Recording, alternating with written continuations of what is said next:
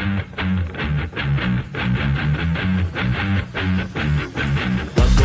in, come meet my Bristol bro. Anything from this to that, my Bristol bro. So nice to introduce my Bristol bro. Anyone from him to her, my Bristol bro. Work with these hands, you see this hard form. Say with your chest, my pen is hardcore. Living at my desk, feel like a star-lord. And it shows how much we give it all for. Now it's time to give them all an encore. Till it's back to the drawboard.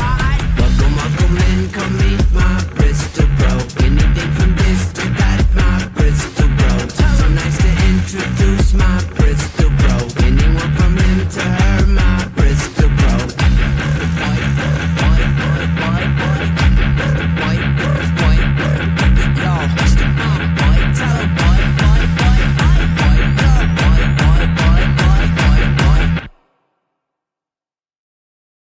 Welcome in all. Last part of the song is Sam's favorite, as we have already established. It's literally so annoying. It's such your favorite. How you doing, Sam? I'm doing good, man. I just been busy. Wrapped up the Kickstarter.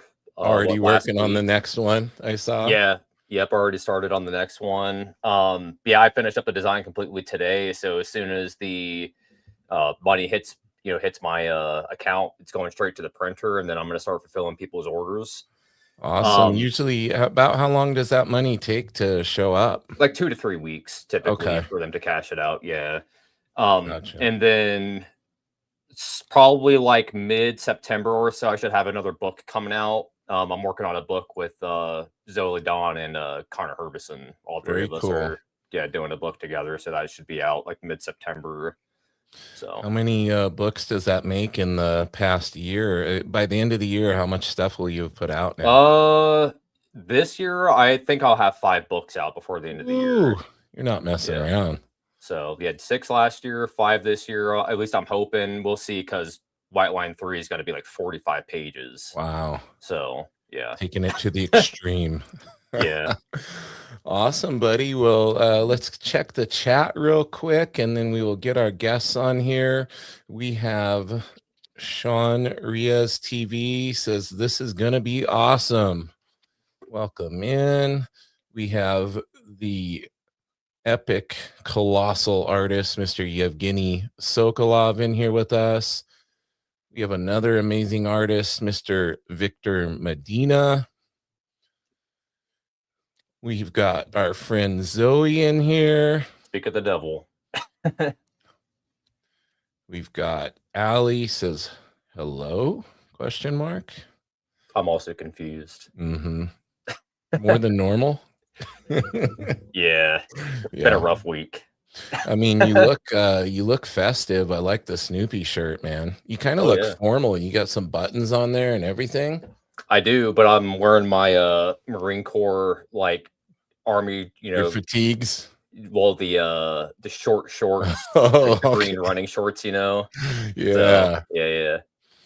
Awesome. We got Alex Navarro in here. Welcome in. All right. Well, I'm going to let you do the introductions here. We have 2 amazing guests with us tonight. Take it away, Sam. Yeah. So first of all, I mean, it's not very often that we have, women creators on our show. So that's first and foremost. These are going to be our first. I believe it is. Yeah. Yeah. And we're knocking it out. We got 2. Yeah. So two for right up. That's awesome. It's super important, I think, to have, those creative voices in comics, especially 100%. Ones that, that are in, our peer groups and kind of running it in the same circles as we are. For sure. Get to expose people to, to their art, their comics and everything. So, without butchering any last names, I'm not even going to do that, because apparently we brought 2 people on just have impossible last names. That's why I said you're going to introduce them. Yeah. So I mean, just a cosmic line. We have Dee and Ro in the house here tonight. All right, let's bring Miss Deanna on. Hey, you guys. And Ro, here they are. Welcome in, guys. Hey, everyone. Hi, thanks for having us. Thanks for being here. And Ro Higashi. Higashi, all right. And Deanna, Yeah, that's the one that scared me. Yeah, it's pretty phonetic. It's a long Armenian last name, but Sukiasian. I like it. Thank you. Very cool. Very cool. Welcome in, guys. You got Sean is gassing you up in the chat. Says Ro and Deanna are two of the most amazing people working in comics. That's high praise. Oh, Sean. He's always so sweet. Very cool. Yeah, Sean is one of our creators at Cosmic Lion, so we love working with him. Awesome. Yeah. Well, I'm going to let Samuel lead the conversation, and then I'm going to pepper in some questions of my own here. So, Sam, take it away, man. I guess one of the first things that I wanted to ask you guys is because you do the the portfolio reviews and whatnot at the conventions and everything like that. What are some of the things that like you're looking for in particular when you have talent coming to your table? Oh, that's a good question. I don't know if I'm particularly looking for anything. It's mostly just something to do to kind of help the creators and get them to the next level. And I just like to see what everyone's working on. So I don't know if there's anything like that I look for particularly, but it's nice to see what everyone's doing because they may not just cross my path any other way. So that's a great introduction for me to a lot of folks. Go ahead. No? Yeah, go for it, Ro. Well, for me, because Eli, me, Raymar, and Kevin did a panel during Heroes talking about the stuff that we're looking for. And one of the things that was really emphasized was like authenticity, that if you don't really love what you're making, like we're going to know.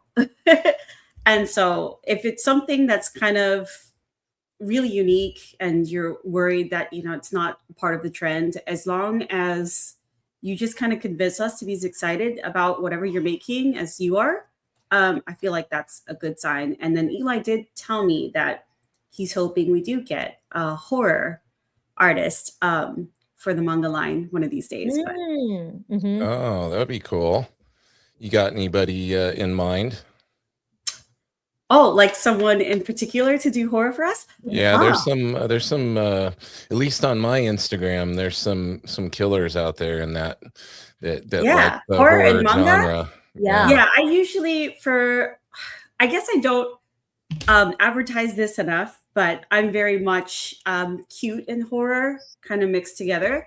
But a lot of people usually just advertise me for the cute part. But but I don't think I don't think he's looking for that in particular. I think he's looking for just straight up horror instead of the cute and horror thing. So you want Junji Ito. Come on, board. Yeah. Are you familiar with Hino Hideshi at all? I am not. I mean, he's probably, I think he's on his deathbed as we speak, actually. But he's like 80 something, cancer, I believe. But anyways, I would recommend to look at his art because he draws like chibi cute characters, but it's like real fucked up body horror stuff. Oh, that's my favorite kind, honest. Yeah. I do love like violent comics and violent like media. For a while, I inundated myself with like too much of it. So like I had to like take a break, but now I'm like, yeah, make it bloody and violent. With the portfolio reviews, is there anything that like you would advise against doing? Ooh. That's a good question. I'm You're on the spot. Yeah, because I haven't come across everybody's like followed directions pretty well. Yeah,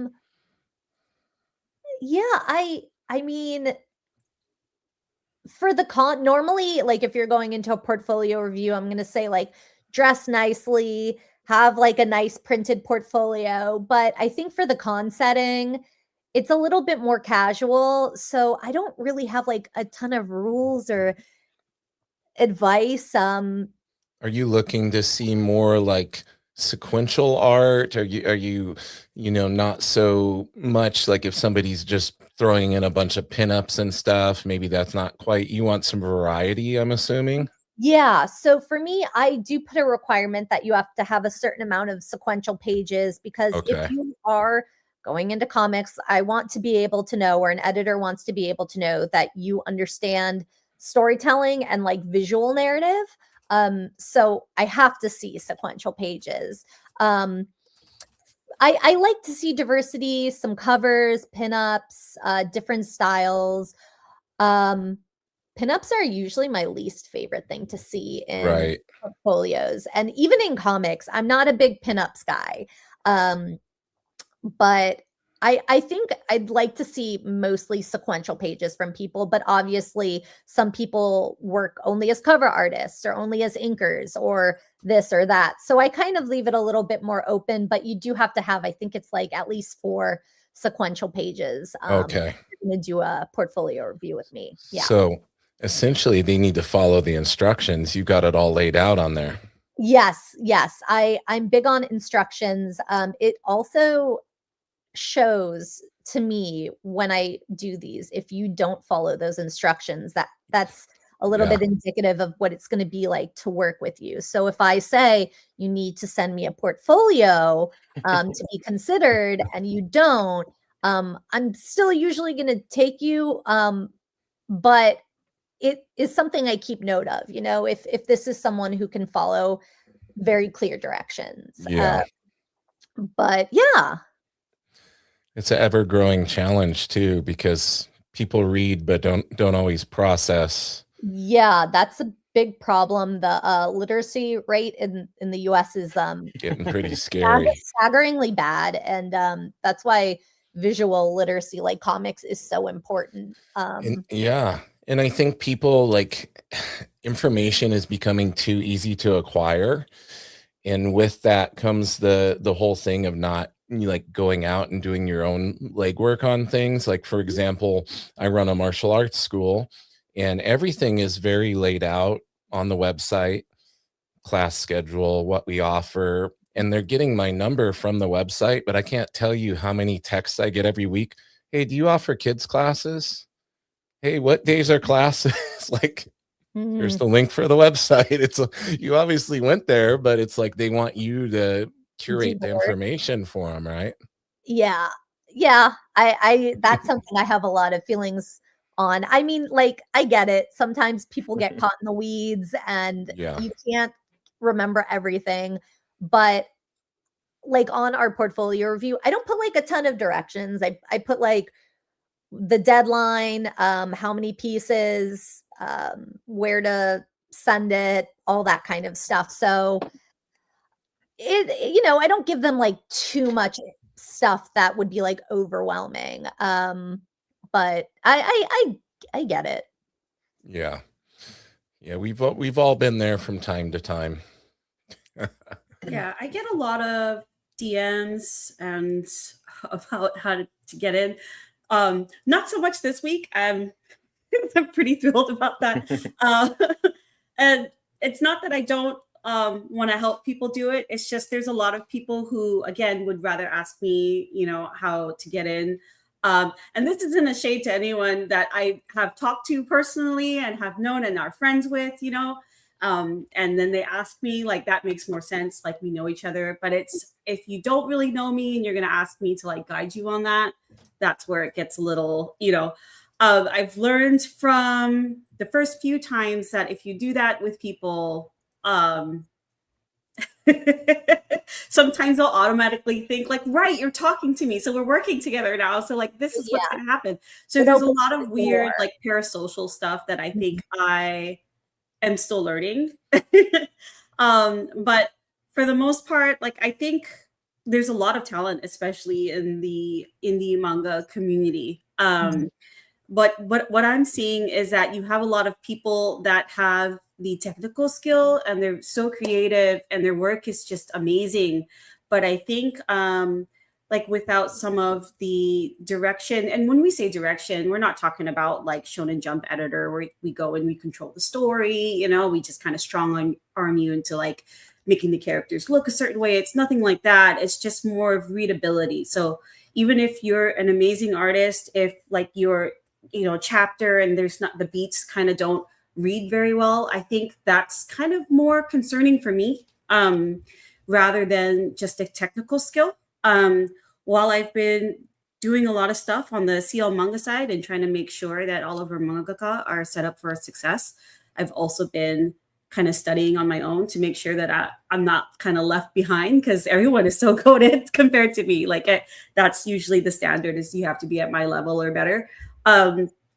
And one of the things that I learned is that 9 out of 10 times art direction will win out over technical skill. So even though like your pages are beautiful, your characters are drawn just, perfectly, if I don't know what the heck is going on, Yeah. it's going to be kind of a lackluster experience, and it will make me feel like kind of a waste. I think there's something that they say in Japanese, like they go mottainai, and that means like, oh, this could have been something. Like it was set up to be something really great, but then it turns out to be like kind of trash. And so I often come across that, like this would have been mottainai. And then, but if they're willing to like work with Deanna and stuff like that to just kind of help make sure that their readability and that their message is coming across, correctly, then it won't be a waste. But so it has to be, you have to wrap the right amount of self-awareness, and I think humility also go hand in hand with like your technical skill and how good you are. Yeah. We got the boss man in the chat, Mr. Eli Schwab. He says, Ro is killing it. Oh, what's up, Eli? He's so nice. I'm doing my best. I'm just trying to live up to, whatever Eli's doing. So to bounce off of that, I know I can say is like, I know James too, especially like we have people coming at us, and I can only imagine the amount of people that come at you guys being like, I want to make comics and I want to do this, and you never hear from those people ever again or see from them ever again. Yeah. So like, go do the work and then show up and show people that you put the work in, and like actually follow through on your word, because if you don't, that's just going to be bad news for you on the back end, for everything. Yeah. So definitely. And then I had a quick question for Ro, I guess, just in terms of your comics and everything like that. Because I was going through the PDFs that you sent me, and I noticed like a big jump like in like in your art ability. So I was just kind of curious, just like, what kind of like unlocking your brain to where it's like you leveled up so much just over time. So volume 2 is just kind of and I was told that Jamie Jones told me the same thing. It was just like, wow, like volume 2 is just like a different comic and everything. And part of me just really wants to go and redo all of volume 1, but I think maybe that's part of the reader's experience, is they get to see that change along with me. Honestly, therapy. That's kind of the one that kind of unlocks stuff. Traditionally, I did draw more like volume 2, but I think when you do digital, you kind of get too concerned about like down to the very pixel, about like stuff looking clean and perfect. And I think that kind of holds you back from being, letting that grit go through. Because when you do stuff traditionally, that grit's going to be there, whether you want it to be there or not. You have no choice. Like it's a little bit more like skydiving for me anyway. Like you go, like when you skydive, I've never been skydiving, I'm just imagining. When you go skydiving, you just be like, well, I don't know how this is going to go, but I kind of have to deal with it, right? And I have to be okay with it because it's only the one time. And I think that's like what inking is, right? You don't know how this line is going to go, but you're just going to have to deal with it. And I've always been chasing that digitally. But I think, I think therapy for me was one of the things that kind of unlocked or kind of gave me the permission to do that a little bit more. My therapist has always said that I hold way too much anger. And, over time, I don't know if they did this on purpose, that they were just kind of like, what if you use that anger? And they kind of did that for like years before. I was like, why do you keep asking me that? And then once, I started to kind of, let it flow, I think we're just like, okay, now we're headed in the right direction. And I think that's what comics are for me. They're just kind of a way to say the thing, especially in today's society where, you know, you could say a neutral statement online and then it will still ruffle some feathers somewhere, you know. But with comics, like, you can just say what you need to say, and it just kind of gives this distance, you know, of, okay, I said the thing, you get to read it. I don't need to deal with the consequences of what you think of after you read it, is the hope anyway, right? And so if you see it as kind of like its own language, I just feel like it is not a luxury. It is something that we need to keep on going, just like, you know, other languages in the world. I think it's probably closest to, do you guys know what the universal grammar thing is? Have you guys seen the movie Arrival? Yeah. Right? And you know how they bring in the linguist, sorry for people who haven't seen it yet, but like they bring in the linguist, and then they, like, the more that the linguist kind of learns about this alien language, the more they kind of, their mind and understanding of the world transcends times and space, right? Right. And so to me, I feel like comics, just like any other, you know, art form that's communicative, like music and everything, is probably the closest thing that we can get to for universal grammar right now. And for me, that's like, all right, let's unlock the universe. Yeah, one there you page go. at a time. Well said. Do you feel that what the therapist unlocked in you when they said to use your anger was more just not so much about the anger, but just you were putting restrictions on yourself without realizing it? For sure. Yeah. I think too, Maybe being a little too careful with your work or something. Yeah, I without definitely realizing. grew up in an environment where, you know, I guess women and girls were more of things, and we had to like act in a certain way.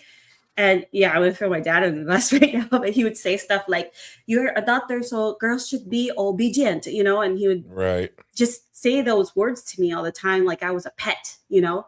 And we always had to kind of stay in a box. And when you're in comics, like, you can't do that. You can't stay in your box. Like, that's going to be a really boring comic if you do that.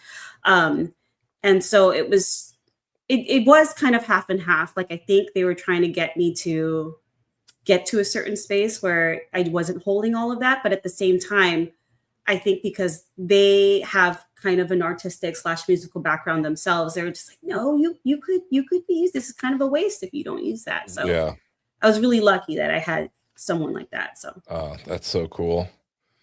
You got all sorts of cool stuff behind you. I wanna ask you about some of these goodies over your is it over your other shoulder? So if you turn the other way, I'm here for the Furby. Yeah. So what do we got? I see some Smurfs. Let's see. I see some Smurfs on the shelf. I see the buffed up Furby. Yeah, I got a lot of different stuff. It's like a shrine almost. Yeah, I got some Smurfs, some original art, a couple pieces. I got In Sync up there. There you go. Yeah, I got a little bit of everything. Yeah, I got my little guys. I love a little guy. Oh, they're cute. Can you tell me about the blonde girl there in the middle, right above the clown? Yes, that's Dolly Parton. Oh, that's cute. This is I want to say her name is Savannah Alexandra. I actually have a few of her pieces up. I don't know if you can see those. Oh, yeah. She's really a fabulous artist. So I have a bunch of her stuff up. Is that She-Ra over there? Yes, this is by Shadia Amin, one of my good friends. She gave me this when she was getting rid of a bunch of stuff, and I love He-Man and She-Ra, so that just lives on my wall permanently. That's awesome. Yeah, I love stuff and things. I'm a consumer and a hoarder. You a fellow maximalist? Absolutely. Absolutely. Whenever someone's like, I'm a minimalist, I'm like, you don't have to be. No. My wife and I are currently in the process of trying to, pare things down and make more room for ourselves in here. And it's just so like you can get more stuff. That's exactly. Make room for right more there with stuff. you. Yeah. I had first met you, D, in Pittsburgh last year at EDPCon. Yeah. And I was kind of curious, like what your connection was with the kayfabe guys. Oh, so when I first graduated school, I had met Ed at, I want to say Heroes, while I was working for the university. And we kind of hit it off right away and became like fast friends. And he was a really big supporter of my work and me being both like a cartoonist and an editor. And so yeah, that's my connection. He was hugely supportive of me being able to do this work and be successful. Yeah, and then I became friends with Jim, or friendly with Jim, oh gosh, a couple of years ago, and we love seeing him, working with him. Those guys were the best. That's awesome. Yeah, they did so much to, share comics with the masses and in different, maybe different style of comics than some people had been picking up too. Like really opened up a lot of people's eyes to just all the cool different things that are available out there. Because people get this impression in their mind of what comics are, and there's so much more than that. It's so much more than just Marvel and DC and Batman and Spider-Man and everything. Absolutely. And the thing about those guys is they were such art historians, not just like comics guys or fans of comics. They really know the history behind pretty much everything in comics, which is awesome. And I love that. As somebody who has an art history degree as well, that's what I really appreciated. I wasn't actually a kayfabe watcher until I met Ed. I didn't know about it. I just I liked Red Room because like I like very violent stuff. Yes. But I think for myself, that's what I really appreciated that they brought to the table is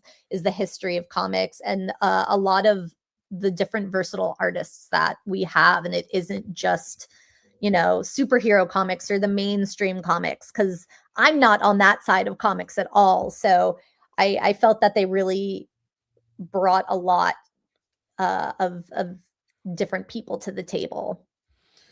Now, Ro, we know Dee is a little dark. She loves the horror, super violent stuff. What kind of stuff are you into? Excuse me.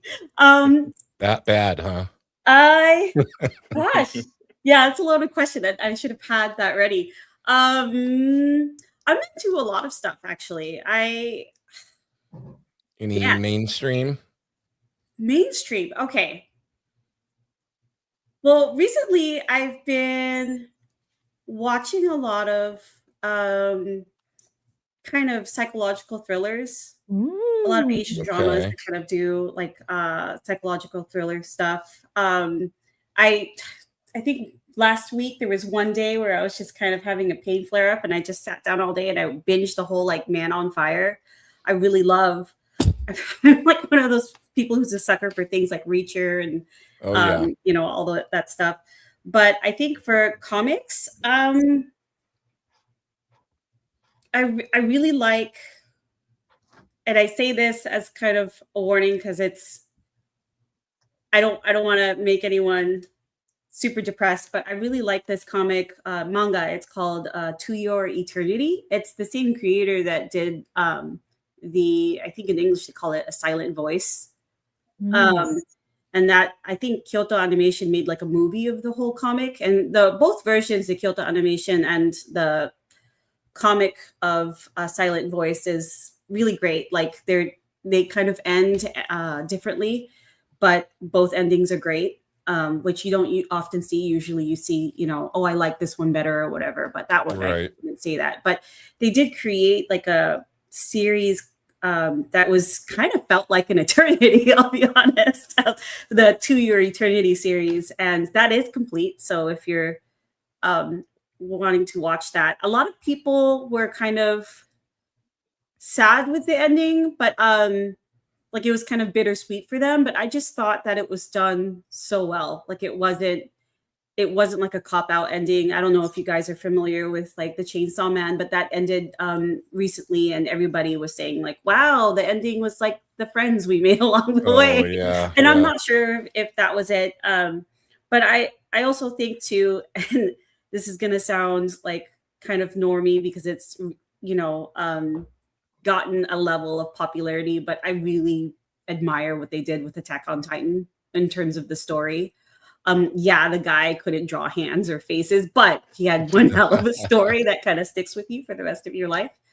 And I guess I really like stuff that Studio Trigger does. So things like Dungeon Messi, like I wouldn't have been interested in stuff like that, but because I knew Studio Trigger was working on it, like I just had to check it out. I really like that they are combining a lot of like American and Japanese like animation techniques, and I haven't really seen anyone do it the way that they're doing it right now. So very I'm really cool. excited.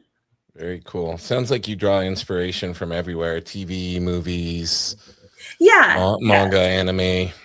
Yeah. So I went to manga school in Japan for a semester, and then at the same time, a lot of the creatures and monsters that show up in my comic are from like Filipino folklore that I've grown up with.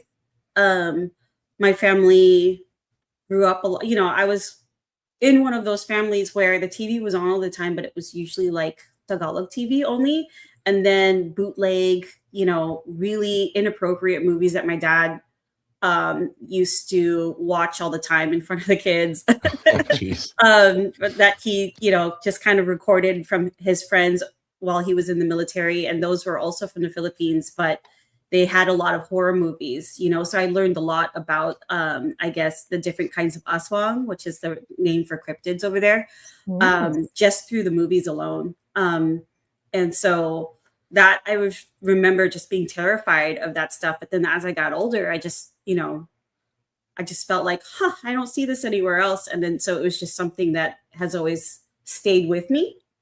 Yeah. It sounds like you got a variety. You guys experience a lot of variety. And with you, go ahead, Sam. I was just kind of curious because we were just kind of touching on Rose's background a little bit. Do you ever find yourself kind of sneaking like Armenian culture and things like that into your comics? Yes, actually, the first thing that I published was a comic about my great grandmother surviving the Armenian genocide. Oh wow! So I have like, I personally like a lot of or doing kind of memoir-esque style comics. So I like to talk about my family and my life, but I think in some of my other work, there's probably not a ton of Armenian stuff I draw from. I'm kind of that third culture where I'm very American, but I'm also very Armenian, but I live in the US. Right. So I would say it's a split. It depends on what I'm working on, I think. Now, Dee, while I have you on here, take us into the mind of what it's like to be an editor. And, for maybe people who aren't familiar with that role in the tasks that come along with it, what does your job entail on a day-to-day? Oh, wow. Where do you even start? Is it, let me ask you this, is it like herding cats sometimes?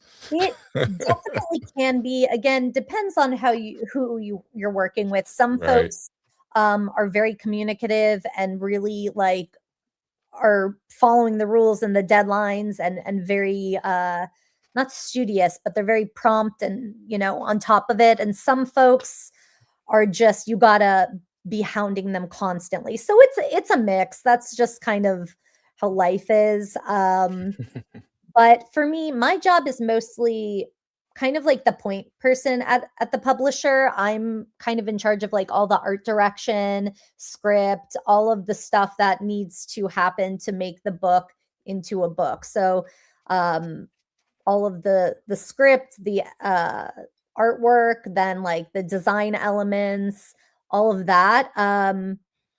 Day to day, just kind of handling it and making sure everybody's kind of where they're supposed to be. Yeah, it changes depending on the day, really. Right. Yeah.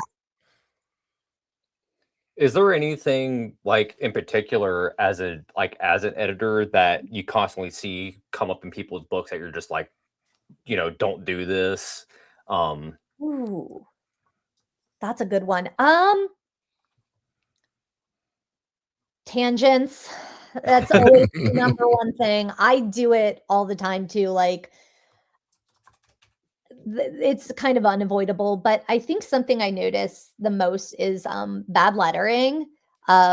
Lettering is something I think that is very overlooked in comics making and production, and a lot of folks don't realize that that is the first and easiest way that someone's going to kind of determine if they want to read your comic, because even if they're not an artist, they're going to look at your lettering and be like, something's not right here. This looks kind of weird.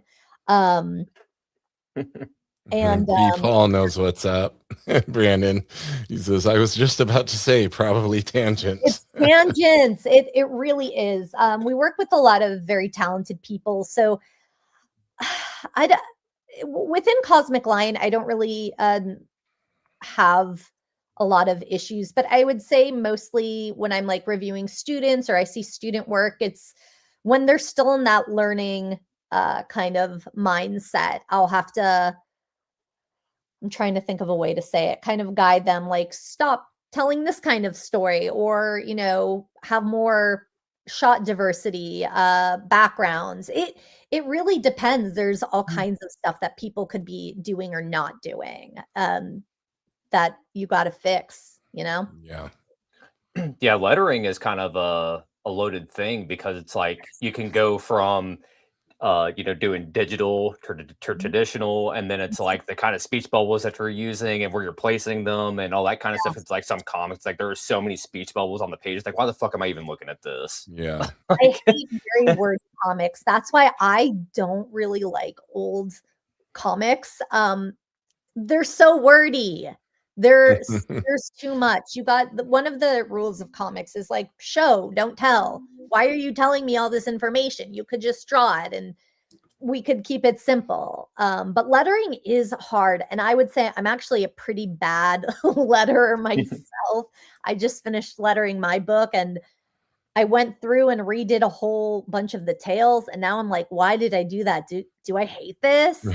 So it's hard. And I think it's something that we don't think about enough. Eli says your biggest problem as an editor is probably the forgetful publisher. Hey, listen, he's running that ship. He's got a lot going on. So, it's a team effort. We love working with Eli. He gives us so much opportunity and freedom to make the best books that we can and give these creators the best opportunity for success. So he's doing a lot. He's doing so much. Yeah. Yes. I can't even, I'm pretty sure I would do way worse than whatever he thinks he's messing up on. So good. Ro, Dee mentioned the tangents. What are some things that you see in people's work that, are a commonality or that type of thing that you're consistently having to point out that people need to maybe work on or improve, just in general?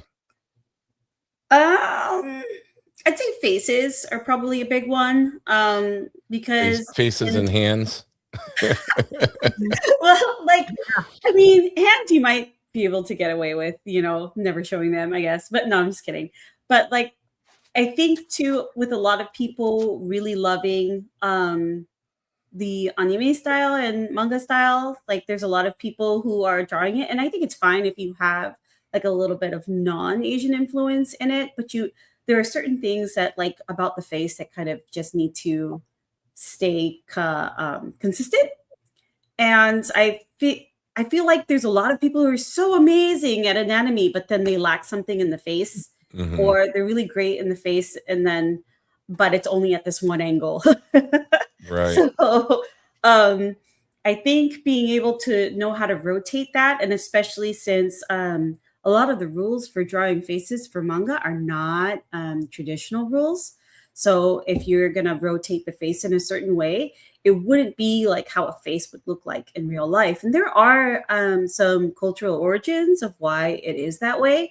And I think it's necessary to understand why they draw the eyes that way, because then you'll always be cognizant of that when you're drawing the face, and hopefully that kind of helps you do that. But I see a lot of people make the eyes too close together for manga because they're trying to again combine like the Western rules for faces and then also like the Asian rules for drawing faces together. But they'll have like so for example, they'll have Asian style eyes, but on a Western placement on the face. And like I said, it doesn't really follow a lot of those rules depending on what angle the face is, because what you're trying to portray is just you're trying to portray a face while kind of prioritizing how much of the eyes that you see. And so even if there's a certain angle where in real life you won't see that much of the eye, you're gonna have to figure out a way to put it in there, things like that. I think if as long as people understand like why you have to do those things, I think it's fine. So I think Asian style comics is, you don't necessarily have to be an Asian person to do it. We do have one non-Asian mangaka right now, and he totally killed it at Heroes. He almost sold out of his first run. Wow. So it's not.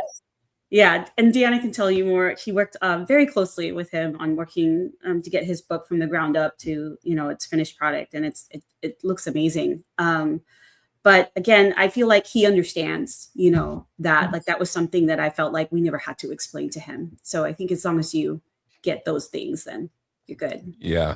Sounds like it's a fundamentals for that specific style that you have to make sure you understand. I mean, for me, it's like what I've noticed is like a lot of artists that are primarily influenced by manga is like, I feel like they pick up your general, like, I'm going to go to Walmart and buy the how to draw manga book. And like, that's all they study. And it's like, and then everybody that's drawing manga, like it all kind of looks the same because of that. You know what I mean? It's like, they don't get different influences from different manga artists. And I've noticed, gosh, I don't want to ruffle feathers, but this is probably gonna ruffle whatever. This is the place to do it, man. This is I love is it Taito? So Taito Kubo, he's the artist for and creator for Bleach.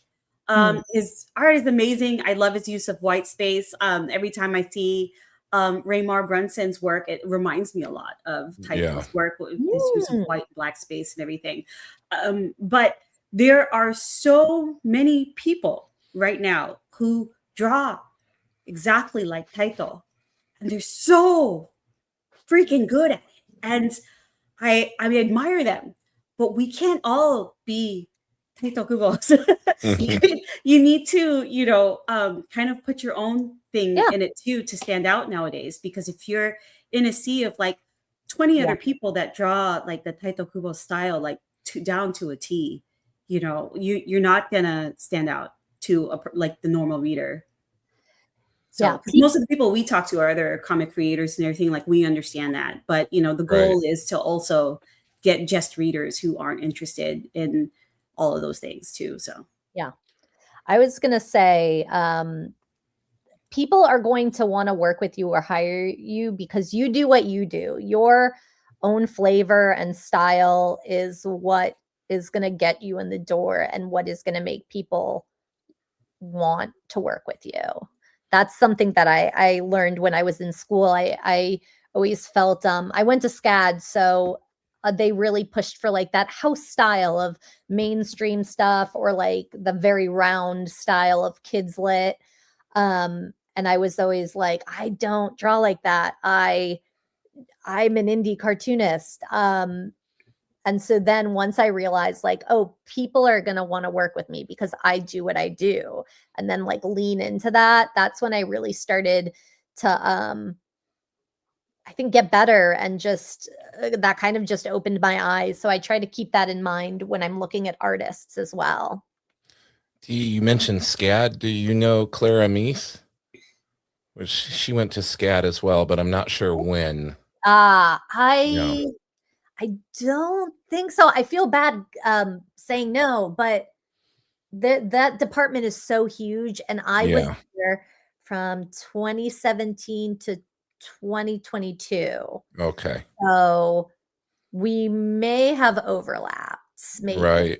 Yeah. Yeah, her work's amazing. She does she has a very unique style, and she did a perspective drawing book that she released not too long ago that like awesome. actually made the subject palatable and easy to understand and not so daunting for people. Yeah. So I'm trash at perspective. That is something that has taken me so long to like get halfway decent at. Right. And luckily I draw in a style where they're not gonna be like, oh, your perspective is wrong. It kind of fits the world that I've there built. you go. But yeah, good for her. That's really cool because perspective is rough. And another thing that can really throw off a book. Probably add it to our list of tangents and yeah, all the different things. Environment is another one that you can, people do not like environments, which I get. It takes so much extra work. Everyone loves to draw characters, but no one wants to draw environments. Nope. Yeah. But yeah, I mean, to bounce off what you had said though about being an individual, I definitely struggled with that when I was first starting out. This is just an example, but it's like how many dudes in the 90s were trying to draw like Todd McFarlane. Now, how many of those dudes can you name? Zero. So it's like be yourself, folks, and don't chase what people are are doing. Yeah. Because I fell into a trap. So I studied at School of Visual Storytelling under Jake Parker and Sean Crystal. Oh, cool. And one of the things that I struggle with, because I make like Johnny Ryan-esque comics every once in a while, just weird underground bullshit, you know what I mean? Oh, fun. And that was something that I really struggle with because people would look at me and be like, what the fuck is wrong with this guy? You know what I mean? Like you get it, right? So it's like, it's just one of those things. And Sean, he straight up was like, you want to be in that box because it's like not many people are willing to be in that box. And if you're willing to put yourself in there, like fucking go for it. And ever since I've been in that lane, I've been successful. So yeah. Once you come to terms with that kind of stuff or like open your mind to it, it's kind of a game changer. So I relate to that a lot.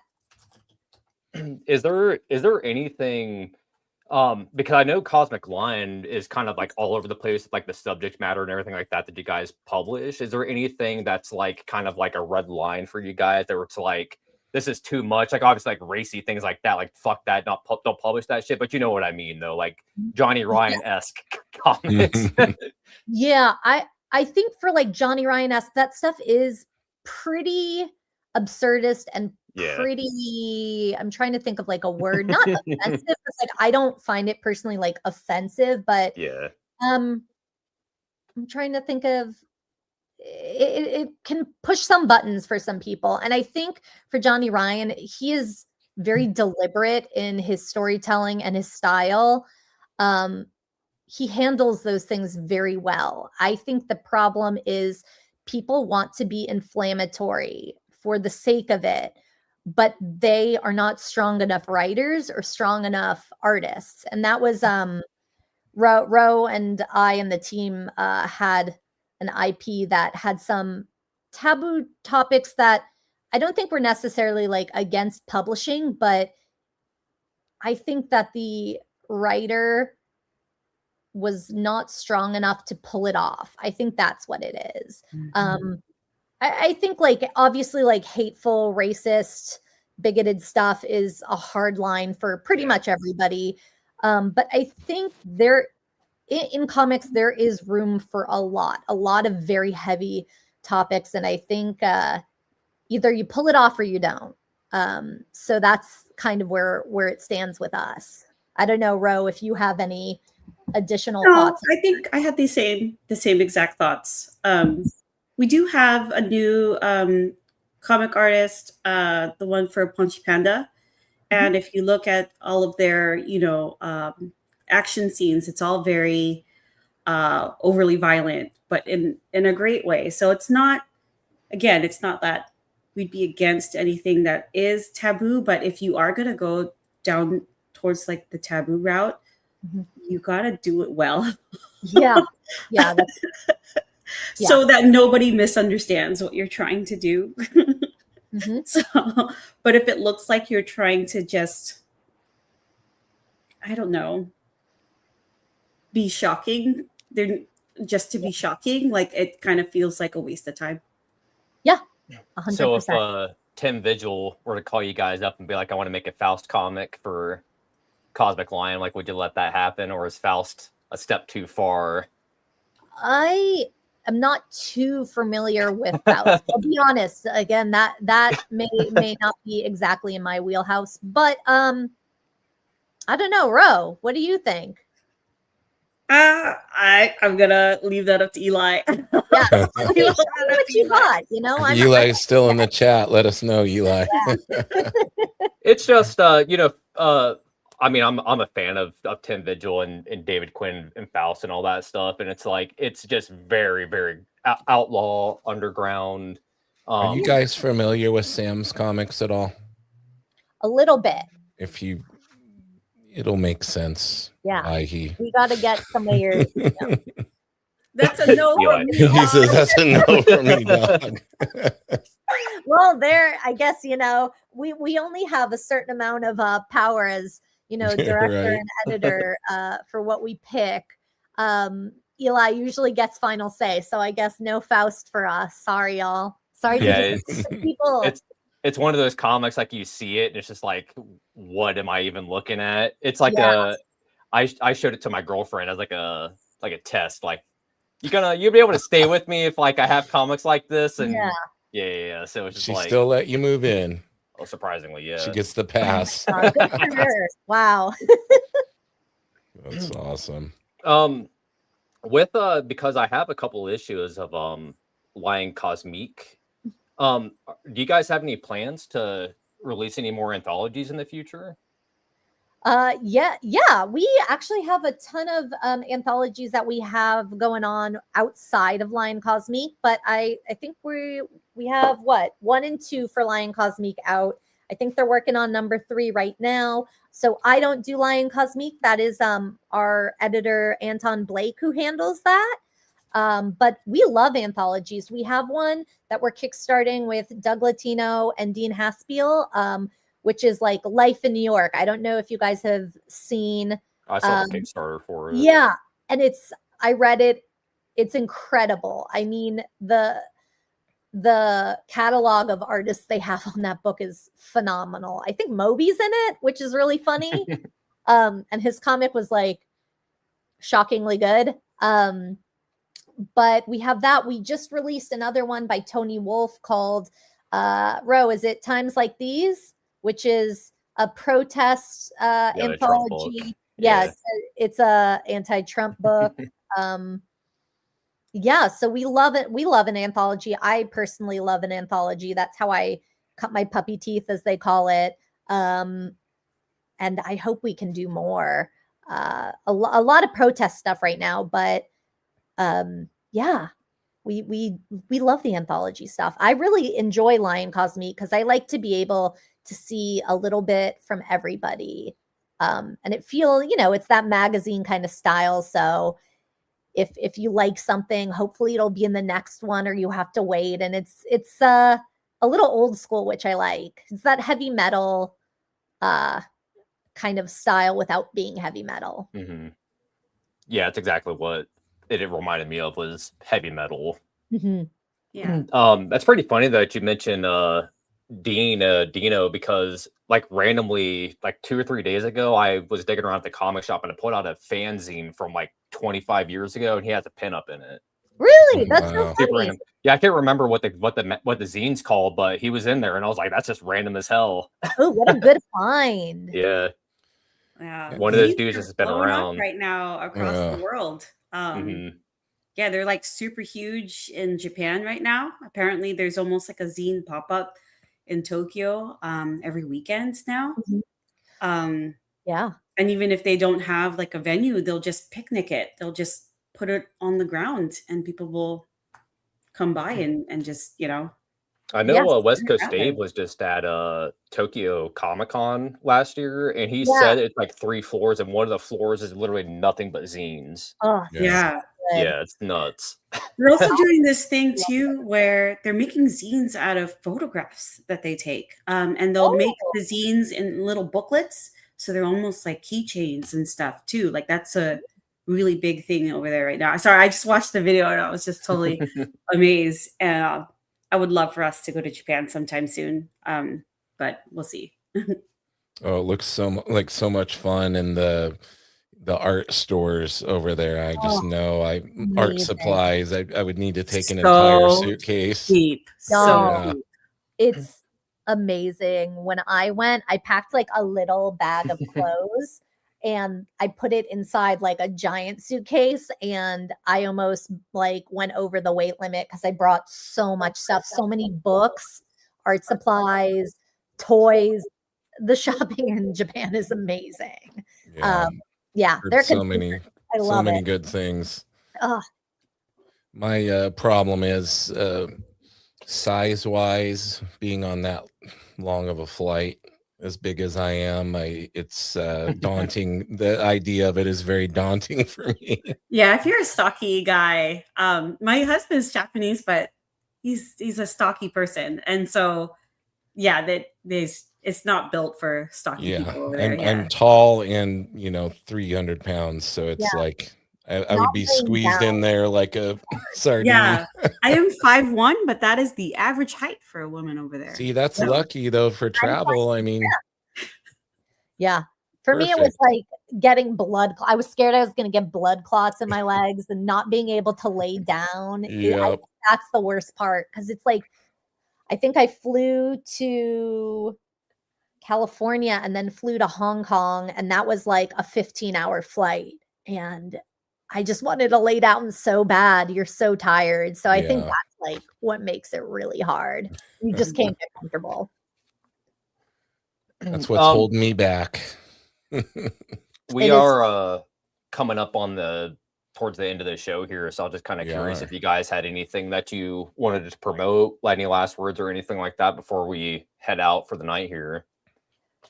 Ro, you got anything coming up in manga? We're gonna be at IC3 in Jacksonville at the First Coast Comic Con. We're gonna have all of the manga that debuted this year.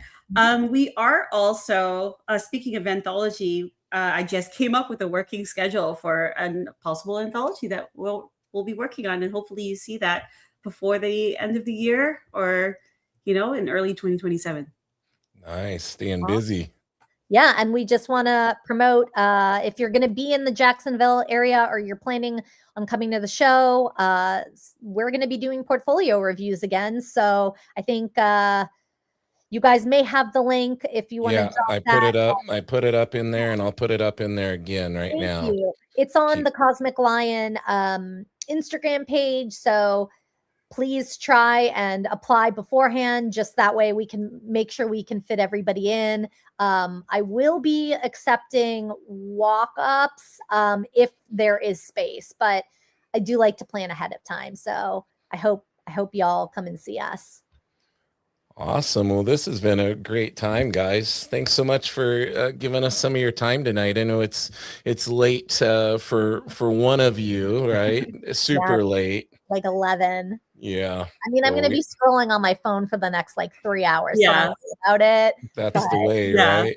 This is a normal time for me. So thank you so much for having us. Yeah, thank you guys. We're so pleased to be the first ladies on the show too. It was an honor and a pleasure, and hopefully you'll come back one day. Thank you. Bye, everybody on the stream. Awesome. Everybody in the chat, thanks for being here. Sam, you want to peddle any of your wares? Yeah, I mean, White Line Deadline 2 just wrapped up on Kickstarter last week. Probably the next week or so I should have the money in my account. That's going off to the printer, and then once I have that back, obviously that'll be available up on my website to have. And then, like I said, probably sometime like mid-September to end of September, I'll have another book out with Zoe Ladon and Connor Herbison. We're working on a book together. And then I'll be at IC3 in Rhode Island in mid-September. So, I mean, that's pretty much everything that I have for right now. Awesome, man. Everybody's staying busy. Thank you guys again so much for being here. Thank you. Hope you guys have a wonderful night. Everybody in the chat, thanks. Bye, Tune chat. in next Tuesday. Later.